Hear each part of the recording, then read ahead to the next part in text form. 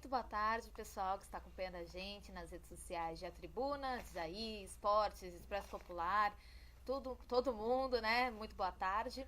Bom, a gente está aqui, eu e o Diego, com uma convidada muito especial, a ex-nadadora Poliana Okimoto, que está aqui para falar um pouquinho sobre uma iniciativa, né? Que vai acontecer agora no fim do ano, que é a Travessia Poliana Okimoto. E ela vai falar um pouquinho sobre o que é essa travessia, né? O que é essa iniciativa, como que vai ser, qual é o público.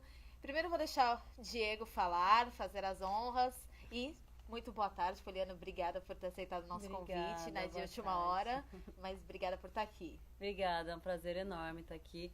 Você que... Não, imagina, como diz o velho ditado, ladies first. Fique à vontade. É super prazer estar aqui com vocês hoje. Falando um pouquinho, né, sobre esse novo desafio. Para mim, sempre fui nadadora. Eu até estranho quando me chamam de ex-nadadora. Eu não tô acostumada ainda a gente me chamar de ex-nadadora, porque foi a vida inteira Sim. tendo o título de nadadora, né? E agora, mas realmente eu sou uma ex-atleta, mas que ainda está nativa e que quer fazer muito pela modalidade também. E essa é realmente uma iniciativa, né, que começou no final do ano passado, quando a gente começou a pensar na Travessia Poliana Okimoto, e a gente começou a trabalhar e pensar e projetar essa travessia. Sim. E agora que começou a sair, né? As inscrições já estão abertas, então já está confirmada a travessia para o dia 4 de novembro. Legal. E junto com a travessia vai ter o workshop, no dia 2 e 3 de novembro. Entendi. Vamos por partes então. Vamos começar falando desse workshop para o pessoal que está ali do outro lado do celular, para saber o que é e onde vai ser. Vai ser em Santos, na Universidade de Santa Cecília, na Unisanta.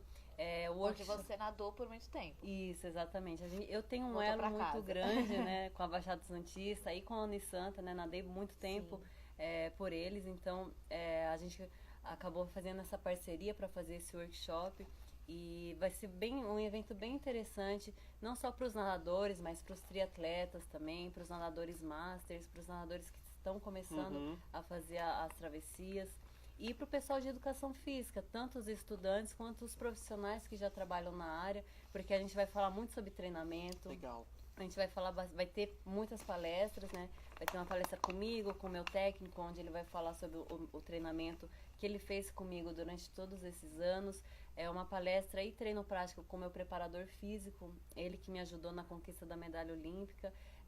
Vai ter uma palestra e treino prático também com o meu fisioterapeuta, pensando sempre na prevenção de lesão, né? E nas lesões que os atletas podem ter. E vai ter aula de yoga na praia, vai ter o treino na praia, né? O treino prático de maratonas aquáticas, então vai ser um evento muito bacana. E deixa eu te perguntar, o workshop vai ser aqui na Unisanta, né? Que é aqui em Santos, mas a travessia é no Guarujá. Isso, a travessia vai ser na Praia do Guaiúba, no dia 4, né? No domingo, o workshop 2 e 3, e no domingo a travessia vai ser na Praia do Guaiúba, que é uma praia bem fechada, né? Ela é um pouco mais segura e a gente pensou na Praia do Guaiúba justamente por causa disso, né? Para ter uma praia que dê essa oportunidade para as pessoas que ainda estão começando. Sim. Não ter esse medo, né? E a gente quer justamente abranger e dar oportunidade para todo mundo. Eu tinha muito medo de nadar em maratona aquática quando eu comecei. Eu li sobre isso, que você tinha medo de mar. Isso, eu tinha medo de mar. Então, eu estou fazendo 2 provas nessa travessia exatamente para dar essa oportunidade para quem tem esse medo, como eu tinha, de encarar uma prova um pouquinho mais curta, né? Uma prova de 500 metros. Essa prova começa com a idade de 9 anos. Legal. Até 79 anos. Caramba. Então, é uma oportunidade para todo mundo. E todo mundo que terminar a prova ganha uma medalha de participação. Legal. E todos os que subirem no pódio, né, do 1º ao 3º lugar de todas as categorias, ganham um troféu. Entendi. Repete a data pro pessoal que tá lá e o horário. A travessia vai ser no dia 4 de novembro, começa às 8h30 da manhã, e lá na praia também vai ser um evento bem diferente, porque a gente vai fazer uma tenda interativa. Legal. E nessa tenda vai contar toda a minha história, desde quando eu comecei, as primeiras medalhas da história da maratona aquática, a medalha olímpica, a minha medalha olímpica estará lá, todo mundo vai poder ver. E eu fiz uma réplica da medalha, então todo mundo vai poder tirar foto com a réplica da medalha. E vai ter aquelas fotos instantâneas e eu vou estar lá junto com o pessoal, quem quiser tirar foto, autógrafo e conhecer um pouco da história, da minha história na maratona aquática. E essa praia, você falou, né, que é pro pessoal, como é uma praia menor, é pro pessoal realmente não ter medo por ser um mar aberto. Você já nadou por ali? Na Praia do Guaíba eu nunca nadei. Nunca nadou? Não, mas eu vou fazer uma prova antes da minha, eu vou fazer uma prova lá, mas nunca tive a oportunidade de nadar lá. Porque não tem quase provas ali, mas agora eu vou ter a oportunidade de poder nadar essa prova e vou fazer essa prova justamente já pensando em como que eu vou montar todo o nosso esquema para a travessia. Show. Então a gente vai conseguir fazer um evento bem legal para todo mundo. E queria destacar isso, né, que você falou que é dos 9 aos 79 anos. Muito legal essa iniciativa até para as crianças, né, de criança para pré-adolescente, né, que já está naquela fase de transição. Você começou a nadar com quantos anos? Com 2 anos de idade. Com 2 anos. Mas assim, que viu que aquilo era pra sua vida, foi um pouquinho mais velha ou ainda foi na infância? Foi com 13 anos, quando eu fui pro esporte profissional, né? Quando eu comecei a ver que realmente eu tinha talento para isso e que eu gostava muito, né? Eu gostava do ambiente, gostava de estar competindo, treinando e principalmente eu gostava muito de ganhar. Quem não? E eu fazia todos os tipos de esporte. A minha mãe me colocou para fazer basquete. Eu tenho 1,65 de altura, então não ia dar certo de qualquer jeito. Mas minha mãe me colocou para fazer basquete, tênis de mesa, vôlei, fazia um monte de coisa. Então a única coisa que eu comecei a me destacar melhor e ganhar minhas medalhas, e onde eu me encontrei, onde eu sempre fui apaixonada, foi na água. E sempre gostei, mas quando eu comecei a ganhar, aí eu comecei a gostar mais ainda, Com né? certeza, dá aquele estímulo. E onde que você começou? Eu comecei numa academia que chamava Munhoz. Em São Paulo? Em São Paulo, na zona leste de São Paulo. A academia não existe mais, mas na época era uma academia que fazia muitos atletas bons. E eu caí assim no lugar perfeito para mim, onde realmente conseguiram tirar o meu talento e me destacar no cenário nacional desde pequena. Legal. Então fica a dica para você, né? Se você tiver entre essa idade, 9, né, até os 18 anos, que é considerado mais jovem, fica a dica de um esporte muito bom, né? Uma inspiração aqui e também da prova aqui, vai ser muito legal. Eu queria falar uma coisa. Enquanto a Bia estava falando sobre a prova, eu estava olhando aqui as suas conquistas, Poliana. Qual foi a primeira significativa que você teve? E aí eu quero entrar num ponto que todo atleta, a gente não tem oportunidade de perguntar, porém, a gente vê quando ele conquista alguma coisa e ele vê a bandeira do Brasil hasteada. Eu queria que você falasse qual foi a sua primeira e qual que é a sensação de estar ali no lugar mais alto do pódio, olhando, vendo a bandeira, o hino tocando, porque quem tá do outro lado, antigamente era da TV, né? Agora é do celular, enfim, da onde quer que seja. A gente percebe que o atleta, ele passa um sentimento. Eu queria que você explicasse um pouquinho sobre isso, rapidinho. Eu acho que esse sentimento vem exatamente da luta que a gente tem diária, né? Porque um atleta, ele não é feito de um dia para o outro. Eu digo assim que a minha primeira medalha expressiva, que foi uma medalha nível internacional, foi em 2006. Eu já tinha 23 anos de idade e ali eu já tinha trilhado um caminho já extenso, né? Porque eu comecei no esporte profissional com 13 anos. Fui campeã brasileira, sul-americana, recordista brasileira e sul-americana, mas internacionalmente eu fui ter o meu resultado com 23 anos de idade já na maratona aquática. E essas medalhas foram medalhas históricas para o Brasil, foram as primeiras medalhas em campeonatos mundiais da maratona aquática. Então, foram medalhas que ajudaram muito a modalidade e acabou abrindo portas, né? Não só para mim como atleta, mas para a modalidade, né? Antigamente ninguém sabia como que era uma prova de águas abertas e hoje em dia tem uma prova em cada fim de semana aqui no litoral. Então, eu acho que esse sentimento quando o atleta vê a bandeira subindo lá no pódio, e a gente chora muito, né? O atleta chora muito. Demais. A gente vê que o atleta ali... Até, eu vou falar por mim mesmo, que tô vendo pela televisão. Vamos pegar o exemplo do César Cielo, né? Que foi eu não vou me recordar agora se foi em 2006 ou se foi em 2012. Que ele conquistou uma medalha, quebrou recorde, subiu, teve todo aquela aquela cena, aquela comoção, a gente que tá de fora, a gente sabe o quanto que o atleta, vamos falar em português bem claro, né? O atleta rala, porque tem uma dedicação muito forte, inúmeras muito dificuldades aqui no país para incentivo do esporte, né? Esporte que eu digo, você retira o futebol nesta hora, tá? Incentivo do esporte mesmo, é uma dificuldade muito grande. A gente tem visto que o Zanetti, depois que conquistou a medalha, era uma outra categoria, mas passou por vários problemas, então realmente a gente percebe essa... E eu queria entrar até num ponto do... Você, né, mar aberto, né? A gente tem saindo da natação indo para o mar aberto. Você vê diferenças gigantescas de quando você começou para agora? Na modalidade? Isso. Algumas diferenças, sim. Principalmente nas regras, né? Antigamente, quando o esporte não era olímpico, as regras eram de um jeito. Sim. Depois que o esporte começou a ser olímpico, em 2006, as coisas mudaram e evoluíram. E tem que ser dessa forma, né? Uhum. Cada vez que a gente conquista um espaço, o esporte evolui e as regras têm que acompanhar. Uma regra que mudou nesse último ano, quando eu parei de nadar, foi a regra do traje, a roupa de borracha. Sim. Antigamente não podia usar roupa de borracha. E a água, eu cheguei a nadar com água de 14 graus. Nossa. É muito frio. Isso é muito frio. E eu tive 2 casos de hipotermia. E eu sempre foi meu calcanhar de Aquiles, foi água fria. Eu sempre senti muito frio. E agora que entrou o traje de borracha. Então é mais uma forma de segurança para o atleta. Né? E infelizmente eu não consegui pegar essa época, né? Porque eu já tinha me aposentado. Mas é uma evolução para a modalidade. Entendi. Posso fazer mais uma pergunta? Pode. Eu queria te perguntar. Você falou no começo da nossa entrevista que você não se acostumou a ser chamada de ex-atleta. Vou trazer para o mundo do futebol, que é uma coisa que todo mundo sabe. Quando um jogador para de jogar, ele sente uma falta muito grande do esporte. Eu queria que você, como nadadora, comentasse como é que é esse seu processo de adaptação, porque você cria uma rotina, você cria todo um trabalho durante anos. E do nada, ele para. Entendeu? Você fez um trabalho psicológico anteriormente, ou você já sabia que iria um dia acabar, e aí você já estava preparada? Como é que foi esse processo? Eu acho que como eu aposentei, né, muito, assim, a minha idade para natação já era uma idade avançada. Uhum. Então eu me aposentei com 34 anos. E eu já vinha me preparando há muito tempo. E eu tive vários episódios na minha carreira que eu quase parei, sabe? Então, e quando eu parei, no final do ano passado, eu parei muito feliz, muito satisfeita com tudo que eu tinha feito. Legal.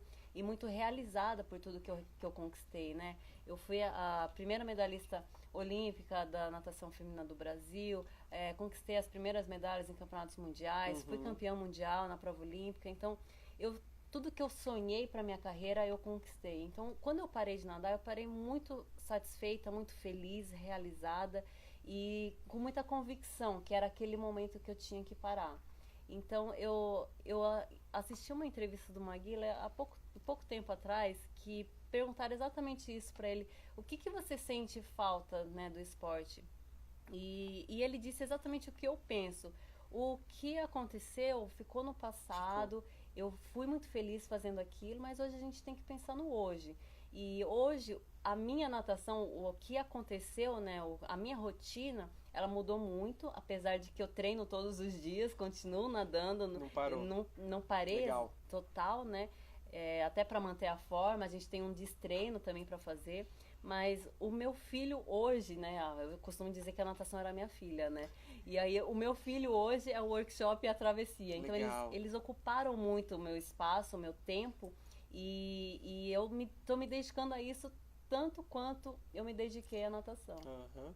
E eu queria te perguntar, assim, sobre as suas conquistas no meio disso tudo, assim, você acredita que você conquistou tudo aquilo que você pensava quando você, lá no começo, você conquistou o bronze nos Jogos aqui do Rio, você conquistou ouro em mundiais, pratas, então eu queria saber, assim, faltou alguma coisa? Sendo bem sincera, ou você acha que tudo que você passou foi ótimo e foi para um bom aprendizado e é isso que você leva né, até na decisão de se aposentar? Olha, sendo bem sincera com você, eu não imaginava que eu fosse conquistar tanta coisa. Quando eu comecei a nadar, o meu objetivo era ir para uma Olimpíada. E durante muitos anos eu lutei para ir numa Olimpíada na natação em piscina, na natação tradicional. E não conseguia. Consegui ir para a Olimpíada em 2008 pela maratona aquática.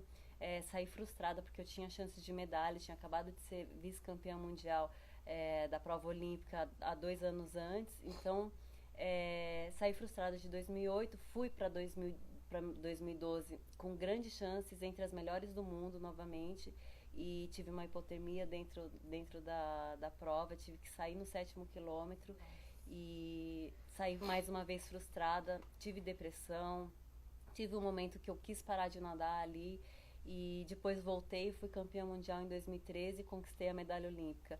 Então, hoje, assim, olhando para trás e fazendo um retrospecto da minha vida, eu conquistei muito mais coisas do que eu imaginava ser possível. E uma pessoa, assim, que sempre acreditou muito em mim foi o meu técnico, que é meu marido, o Ricardo Sintra. Ele sempre disse para mim que era possível, que eu tinha talento suficiente para isso. E muitas vezes eu até duvidei dele. Eu falava, será que dá mesmo? Será que eu posso? Ele foi a primeira pessoa a acreditar. E isso me ajudou muito, sabe? Isso me fez acreditar também, né? Que realmente era possível. Se ele estava vendo de fora, e eu conquistei muito mais coisas do que eu imaginava. Então, quando eu olho para trás, eu olho com muita felicidade e muita satisfação. Beleza. Eu vou ler aqui alguns comentários. Tem um pessoal... Gente, se vocês quiserem mandar perguntas, comentários, podem mandar, que eu estou de olho aqui. A gente recebeu bastante olá do Cavalcante. Boa tarde da Edina. Fátima mandando ótima tarde também. E tem uma pergunta aqui da Rosa Santos. Há 30 anos, a Renata Gondi morria fazendo a travessia do Canal da Mancha, sendo que muitos erros foram apontados, né, por conta dessa fatalidade. O que mudou hoje? O Canal da Mancha, ele sempre foi uma travessia de desafio, né? São 36 quilômetros de travessia, num mar muito frio, né? Entre 12 até 16 graus é a temperatura máxima do Canal da Mancha. Então, é realmente um desafio muito, muito difícil de acontecer. E a Renata, se eu não me engano, ela estava tentando a 3ª vez. E faltava pouco. E o barqueiro, nessa travessia, vai um barco do lado do atleta. E dentro do barco tem o guia, né? E tem o técnico dela, né? E esse guia levou ela para o caminho errado. Então ela teve que nadar mais do que realmente era necessário. Fez um esforço bem maior. Bem maior. E com a temperatura da água muito baixa, ela teve uma hipotermia e ela não quis subir no barco. E isso fez com que ela tivesse falência múltipla dos órgãos. E quando ela foi retirada da água, foi para o hospital, mas infelizmente ela veio a falecer. E foi uma grande tristeza para todos nós. Sim, e você acredita que algo tenha mudado depois dessa fatalidade? Algo mudou nas técnicas, né, nas técnicas da natação? Como proceder nessas provas, assim, principalmente no Canal da Mancha, que é um caminho muito extenso. No Canal da Mancha mudaram as regras, principalmente em relação aos guias. Todos os guias que vão acompanhar os atletas, inclusive os barqueiros, eles são registrados pela Federação Internacional. Então todos têm que conhecer o percurso, ter experiência e ter vivido aquilo durante vários anos para poder ser registrado. Então o barqueiro que levou a Renata, ele não era registrado, não conhecia o percurso, era a primeira vez. Substituto, né? Porque o guia que ia antes, ele não pôde ir, passou mal. Foi foram um erro seguido do outro, né? Que no fim das contas a gente está lidando com um ser humano, não somos máquinas, né? Muitas vezes as pessoas acham que somos super-heróis, que somos X-Men, mas não somos, né? Somos seres humanos também, não somos máquinas. E então realmente foi um erro atrás do outro.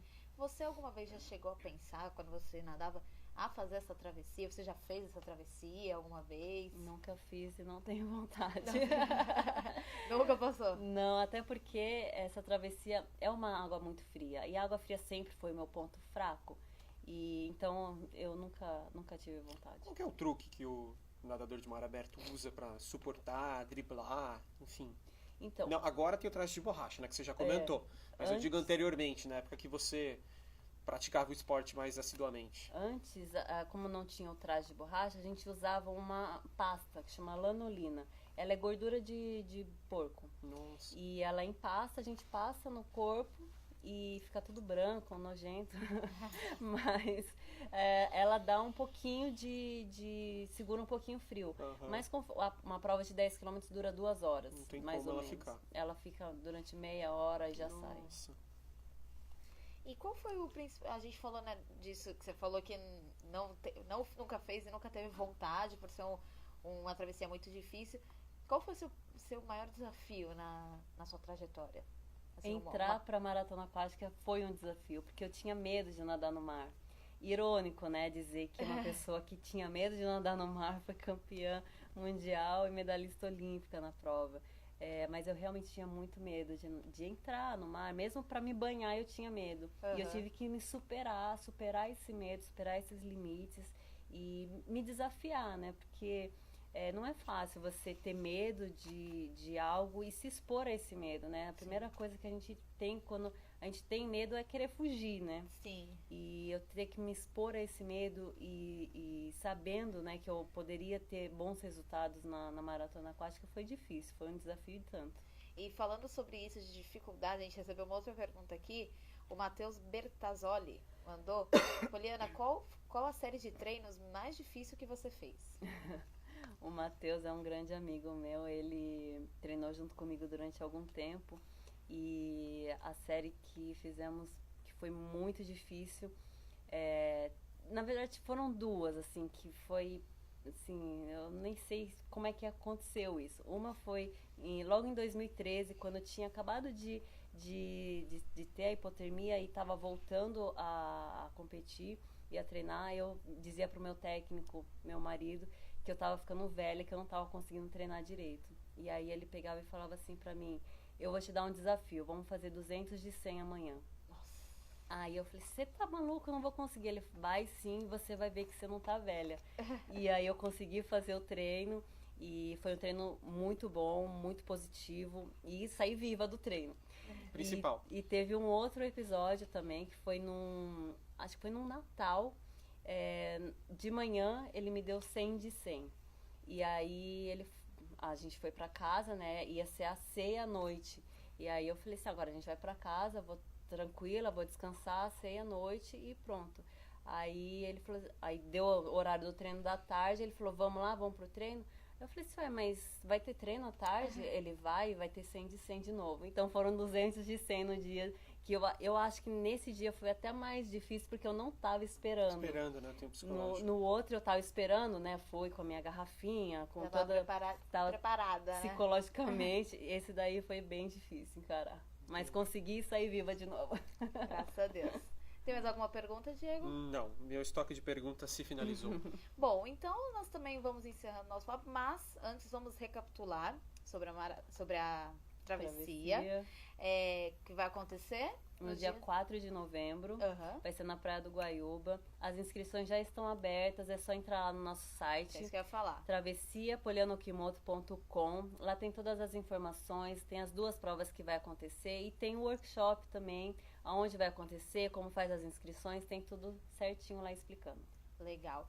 E as pessoas podem se inscrever dos 9 aos 79 anos. Exatamente. Espero vocês lá, pessoal. Um comentário um pouquinho grande. Ixi, deixa eu ver se eu consigo. Eu acho que eu consigo abrir. Da Rosa Santos, de novo, vamos ler antes de finalizar. O Brasil segue sendo o país do futebol e algumas modalidades só são lembradas em época de Olimpíadas ou prêmios específicos. Nos últimos anos, esse cenário vem mudando ou continua a mesma coisa? Se sim, na sua opinião, quais os avanços e o que ainda é preciso? Melhorou, principalmente depois que foi anunciado que o Rio 2016, os Jogos Olímpicos de 2016 aconteceria no Rio. Melhoraram as coisas, eu acho que o esporte olímpico ficou mais em vista. Muitos esportes que as pessoas nem conheciam, depois da Olimpíada de 2016, ficou mais conhecido do público. É claro que se a gente for comparar com o futebol, o esporte olímpico é muito visivelmente ainda não é tão visto. Mas eu acho que melhorou muito, a gente está no caminho certo. Eu acho que cada vez mais o esporte olímpico tá sendo praticado, tá sendo falado. E as pessoas estão dando mais valor nos atletas olímpicos, coisas que acontecem muito nos Estados Unidos, na Europa, e eu acho que a cultura brasileira acaba... É difícil mudar uma cultura. É difícil, com Mas certeza. passinho de formiguinha, né? Exato, passinho de formiguinha a gente chega lá. E com iniciativas como essas travessias, workshops, eu acho que tudo é válido, né? Para incentivar novos atletas, desde pequeno até mais velho, e tudo é válido para... É dessa forma, né? Divulgando cada vez Sim. mais o esporte, é dessa forma que a gente vai crescendo junto. É isso aí. Bom, a gente vai fazer uma materinha lá no nosso site com todas as informações da travessia. Fiquem ligados. E muito obrigada, Poliana, por esse bate-papo. Obrigada por ter topado participar aqui. Obrigada, pessoal, que participou. Obrigada, Diego. Opa, sempre, tamo junto. E é isso aí. Você quer falar mais alguma coisa? Só convidar vocês. Espero vocês lá, pessoal. Valeu. Tchau, tchau, gente.